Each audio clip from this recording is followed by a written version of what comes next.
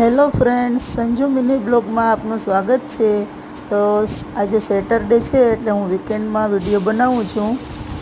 આજે મેં ભરેલા રીંગણા બટેટાનું શાક અને સાથે ઘઉંની રોટલી અને બાજરાના રોટલા બનાવ્યા છે. આશા છે કે તમને મારો વિડીયો પસંદ આવશે. આ મારો પહેલો વિડીયો છે.